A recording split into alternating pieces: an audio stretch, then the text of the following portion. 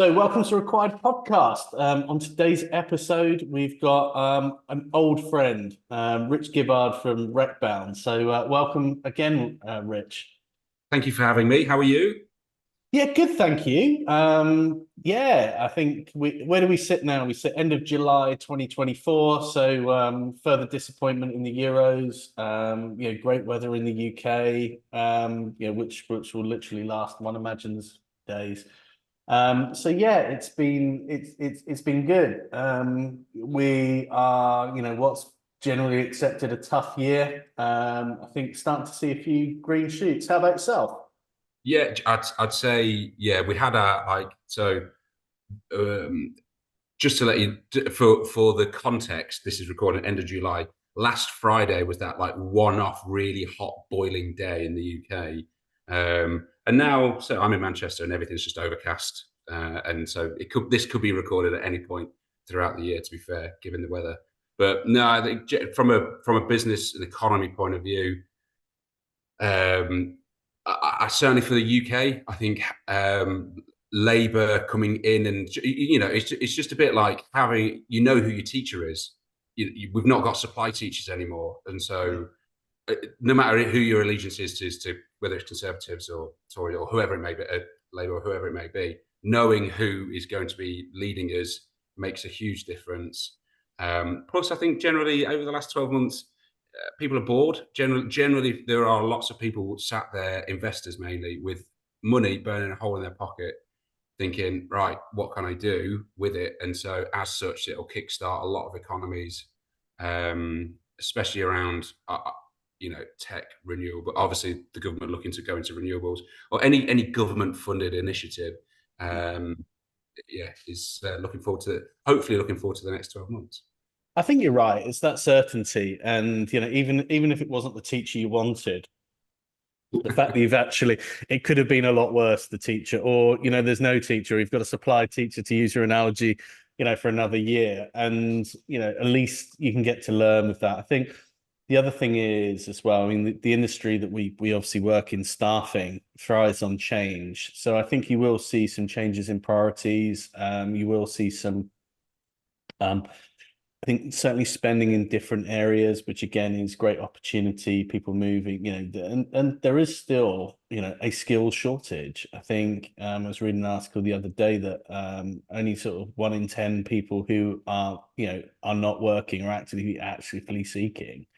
So we still have this issue of a whole bunch of jobs to do and not enough people trained to do them. Yeah, and that will be. I think that's been like that since the dawn of time, and it will continue to be that way. So, recruiters, in my opinion, the message for a long time now has been go niche and build niche pockets, and I can only see that continually moving forwards. I think generally gone are the days of just generalists. They still exist, don't get me wrong, but I think if you are looking to get high value, high fees, or high margin contracts, niche is the way forward because these pockets of hard to find people are always in demand, no matter what kind of economy it is. Yeah, so I guess what have you been seeing over the last year? And obviously now we move into a new dawn, but what have you seen so far this year, Rich? Um, from a recruitment point of view, are we talking just generally about how people go about growing and scaling, uh, I think or I think for me, just the overall themes that you've seen, and obviously majority you're dealing with recruiters. What are the trends you've seen this year? right? Okay, so I think generally in terms of how people have gone about, I think one trend that I think everybody can relate to is that email is dead. It used to be that That's a pretty bold call. Email is dead. it used to be that cold calling is dead and that we should all just smash out thousands of emails because nobody wanted to be interrupted. Well, I'm a firm believer, and I've used this analogy quite a few times, is that sales and marketing is like a pendulum. And what happens is like it swings too far one way and then it swings back the other way. So what happened is COVID, post COVID, and all of the boom that came with that is we couldn't get hold of anybody. So it was incredibly difficult because everyone was working at home. So we had to email people. That coincided with loads of good technology that allowed us to absolutely smash out 1,000 emails at a time, which meant that completely saturated email, which meant nobody's getting anything back from email, which therefore means that Google, Yahoo, Microsoft make it very, very difficult to have it. Loads of businesses now have got so many domains, like inboxes, and so that they're trying to pump up the volume of sending out emails by just getting extra domains. And so, which just exacerbates the problem. And so email is kind of dying, which means that, you know what, where people actually get their business from over the last year or so is, hey, I'm a human being. I'm not AI generated. I'm not hiding behind an email. I'm actually like, I'm at an event and I'm speaking to you, or we're doing things like this. I'm trying to like add value. And so over the last year or so, I think those that have tried to build up personal relationships, taking them to golf, going for meals, spa days, you name it, that's probably been the trend. And that is how it probably was about 15, 20 years or so ago, whereas less reliant on technology, more reliant on personal relationships. So I suppose it logically follows that if everything is automated, then to differentiate yourself, then you've actually got to be real and authentic. Yeah, like you've genuinely got to care about your client or your candidate, or you've genuinely just got to be you. And sometimes people over email, people really struggle to be themselves because they overanalyze what it's like. They overanalyze, oh, I shouldn't say this. It needs to be less than 50 words. And they just cap themselves all the time. Whereas if you're in front of somebody as a person, generally there tends to be no filters, and people act how they act. And so I still feel like in the future, because what will happen is everybody will start going to events because they'll turn around and go, oh, that recruitment agency over there, they've got loads of business to events, so we're going to go to events. And so you look at the Rec Expo, and all of a sudden, it's more suppliers than it actually is vendors. It's more suppliers than it actually is visitors of the people that you want. And then all of a sudden it'll go swing back to email or LinkedIn messages or other kind of digital messaging. And so it'll go back and forward, and it will just for the rest of life. So I think one of the interesting trends that you're going to see is, I mean, I've seen some really good stuff with AI and generative moving into cognitive AI. And I think what's going to be the job of a recruiter in the future is to work out, what's human and what's not. And the job actually of hirers and applicants is going to be to, prove, that, this is their work, not someone else's. And, effectively you can have AI creating job specifications, AI acting on behalf of people to apply, writing, cover letters and the like. Those applications will then be sifted, one imagines, by some form of algorithm. And then, how do you then tell, right, this is, as a recruiter, what's real, what's not, is going to be a real skill. Yes, it's a very good point. I wonder if we as humanity, we've reached peak humanity before AI came out. That was as clever as we're ever going to get as a group of species. And then from now on, it's just making our way downhill as AI replaces us. But generally, I actually think peak humanity is spot on. I read an article the other day that LLMs are getting dumber because, effectively they were built on some really researched articles, some really good stuff. And, now Janet from Twitter has got as much say as the Lancet because of all the posts and the influences and the reads. The LLM effectively is getting dumber and dumber and dumber. So yeah, potentially, we have reached peak humanity. There you go. Yeah, well, good old Janet. It was safe for an opinion, isn't she? But no, I think so. But going back to your point of what can recruiters do? Well, this is where people's abilities to uncover the soft skills, the culture, the link behind what people are like as a business, the ability to adapt, the ability to learn, to develop, to come up with new ideas.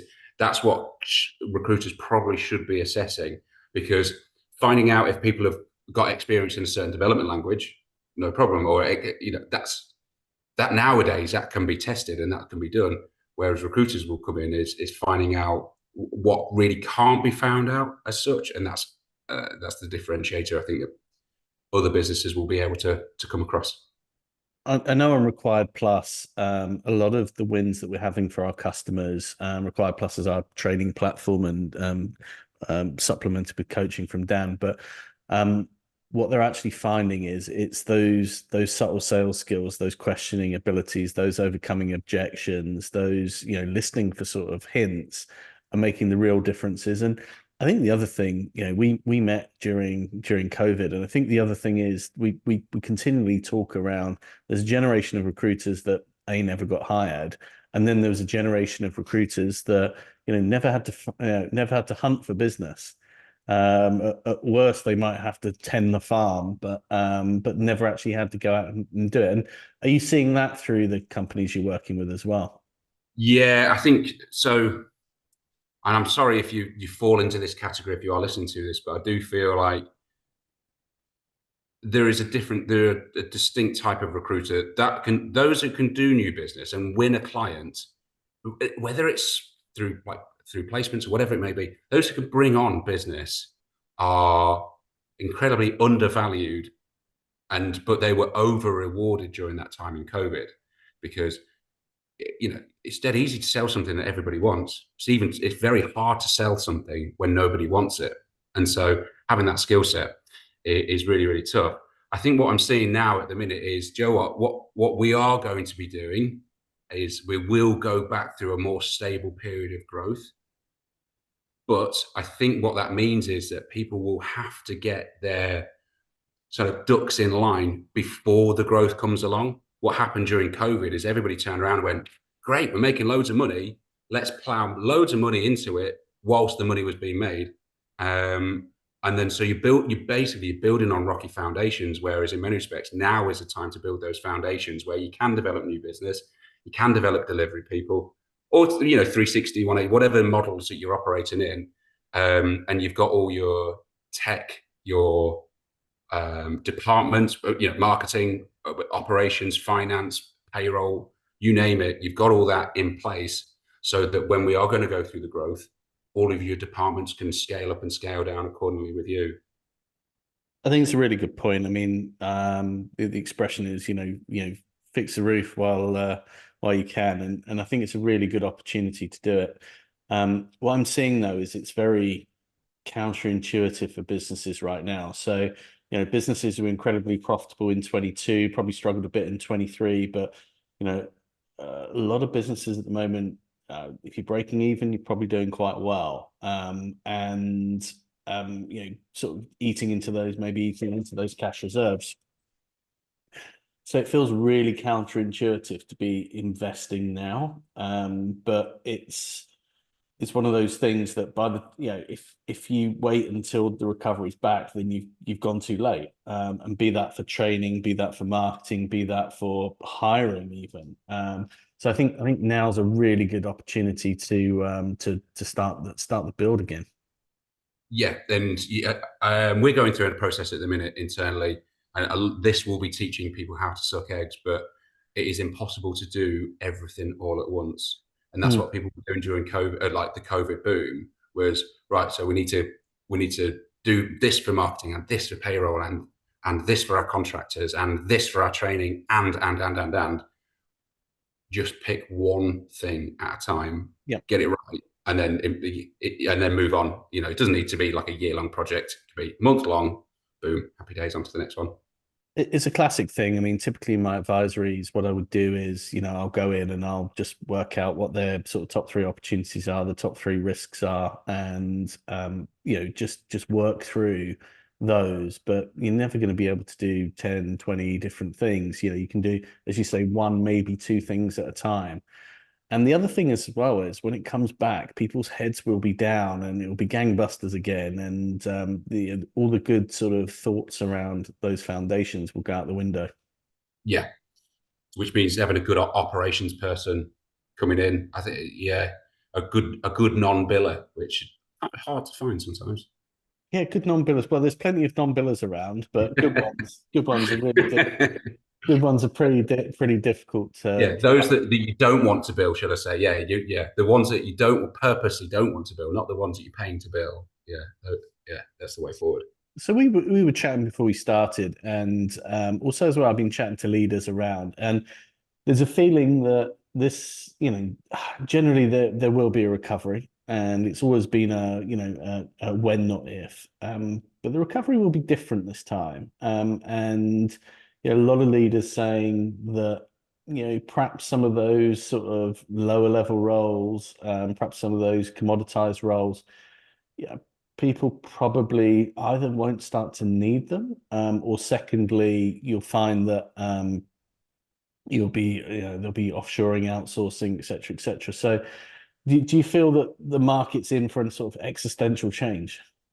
Um, I think that people will always naturally try and get as much as they can for as little as possible.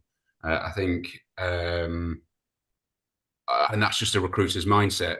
Generally, that's a business owner's mindset, Yeah. especially as a recruiter. Recruiter turned business owner's mindset is, how can I get a penny off at any point? And so I would say yes to a point. I think yes generally is a, we've all read the same books. We've all got the same access to Fiverr and Upwork and all of these external sites. It's the same with technology, as in, I know a lot of listeners will be generally builders of technology or recruiters of builders of technology, and then they're up against sites like TopTal and all these other ones where you can go and hire 20 people from the subcontinent, and they will do a job, and it just depends on what. So recruiters now have to fight against a global market, not just the competitors down the road. Yeah. And, Where do and where do you stand on these sort of get rich, learn recruitment, we're going to automate, work on your agency, you're going to build 200,000, where do you on LinkedIn? We don't even need to name them. There's so many of them, but where do you stand on those schemes, programs? well, I think it dumbs it right down. I think the essence of recruitment is beautifully simple. You put good people into good positions, and that is the most uncomplicated you can make it. But the problem is that because of those like get rich quick type people who don't understand what it's like to fight for new business, don't understand what it's like to headhunt the right person for the right role, is that they come in, smash out a load of messages because everyone's got access to send out 1,000 messages all in one. And they do damage to the industry.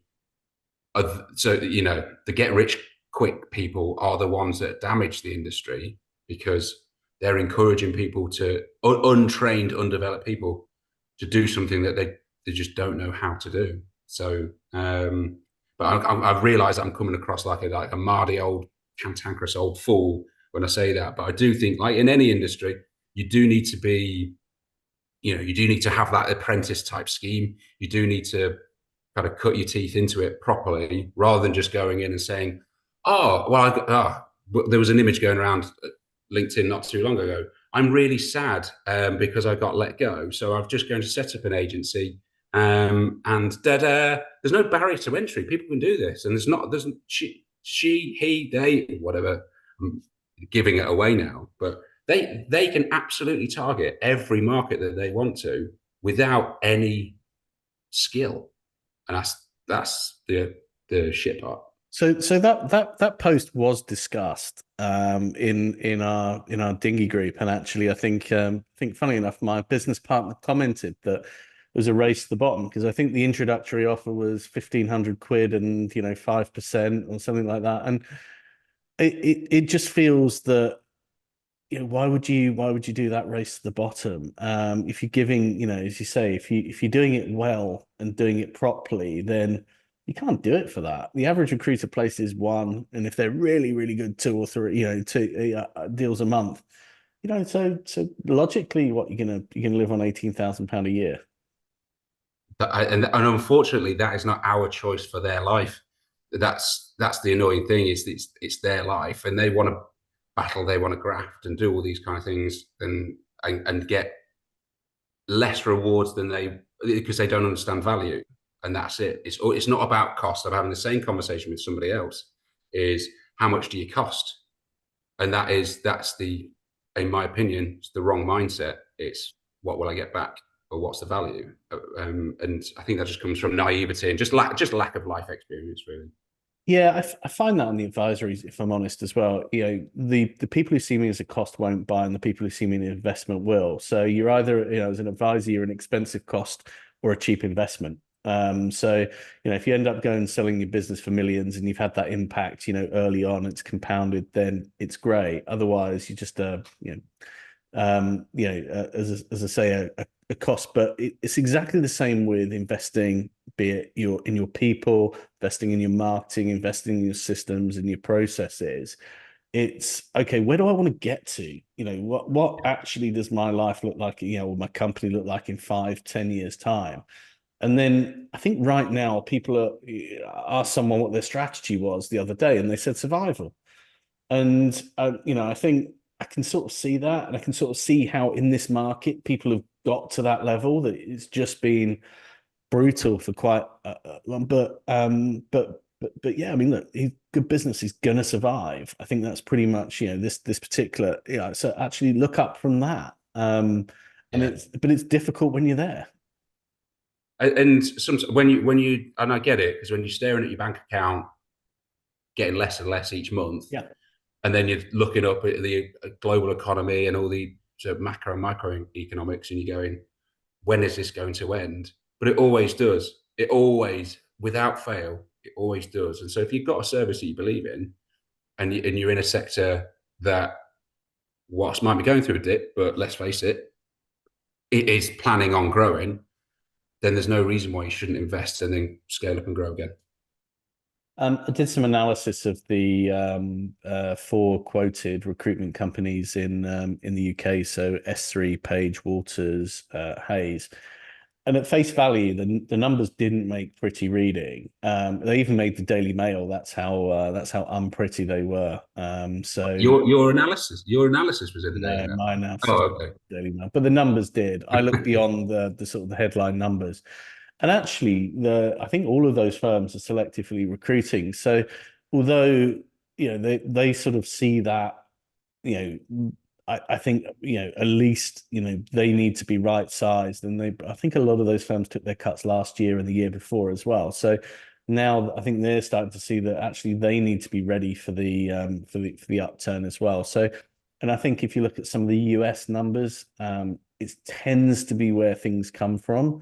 They look relatively positive. So I'm still calling end of Q3, start of Q4 definitely for a lot more favorable times. And then we'll all forget about it and we'll all rush. Everyone will go and hire loads of people without experience, pile in, buy loads of expensive tools, and we'll be back to where we were.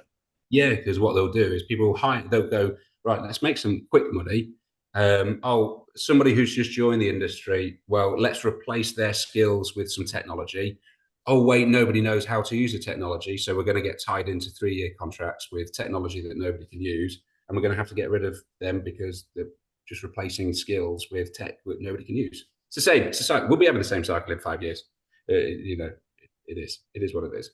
Yeah, I think although artificial intelligence will I think solve a lot of problems, make certain things easier. I still think you need to understand. You need to understand the core of what you're doing. Right Yeah. now for generative AI, something's got to write the prompt. So, and the people that will write the better prompts will get the better results as well. So I still think, that sort of skill, that learning, that hard craft, I don't think there's a shortcut to, that sort of hard work. And before, even when the automated telephone calls started, because automated outreach is here on email, won't be long if we just plug that into a voice bot and full on, potentially some full on conversations. So, but it's Yeah. again, showing that you're different, showing that you understand, showing how you can differentiate yourself. Yeah, and a lot of it comes from positioning, marketing, obviously where we can help. I Yeah. think the, the huge push. I know we've talked about it before, And the generally what people are going to be paying for is skills. And the reason why people use recruiters is to save their time or to give them access to people that they've not got. And so if they want to be saved time, then, well, unfortunately, time is being replaced with AI because it can do things a lot faster than a human can. Simple as that. Whereas getting access to people that have skills, that is tough. That's tough to build up those relationships.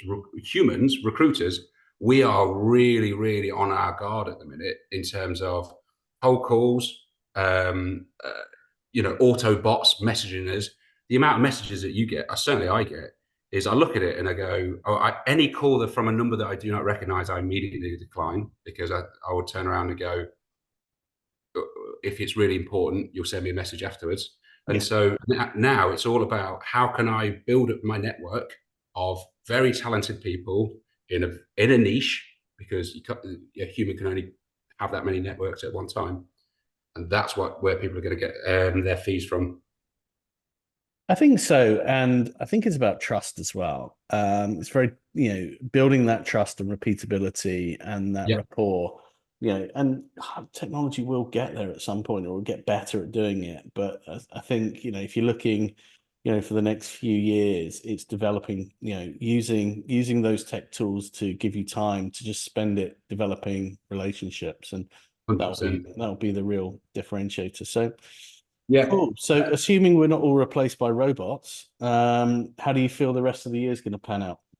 Well, I think it comes down to, I don't know whether it's just the world that I'm living in right now, but I still feel that content is key, positioning is key.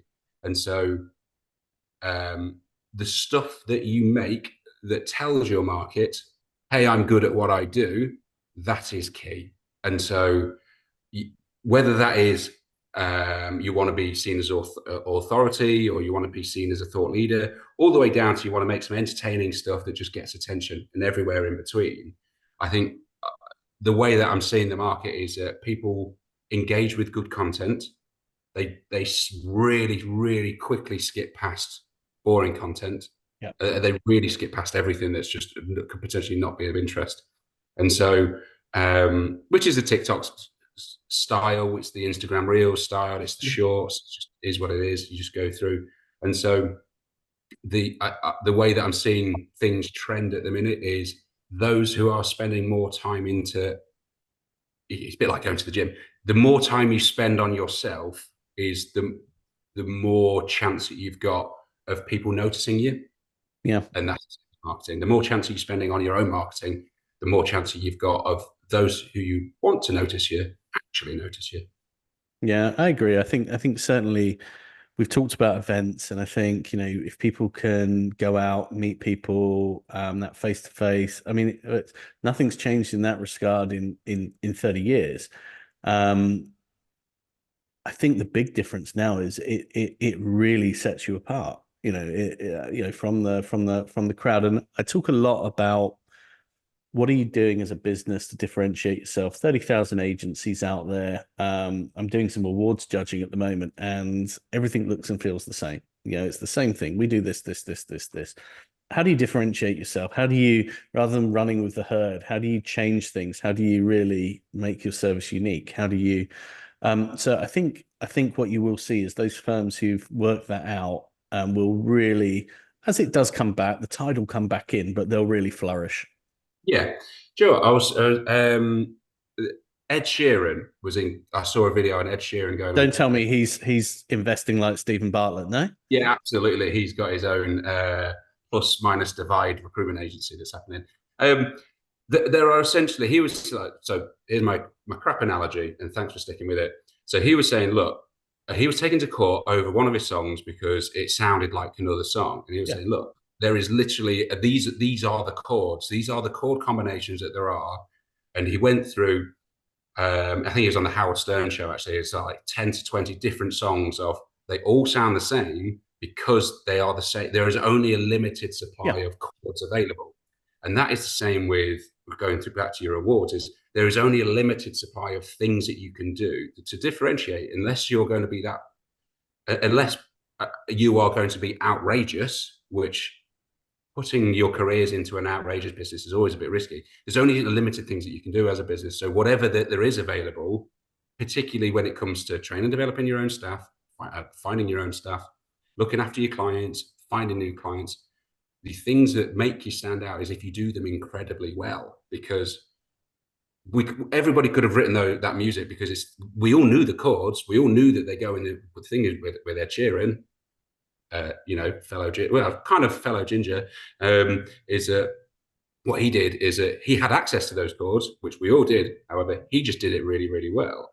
Nobody else did it, and that's the same with in how we go about scaling our businesses. Is we've all got access to the same people, we've all got access to the same stuff. How can we just do it better than everybody else? I believe. Yeah, and I think musicians are really good.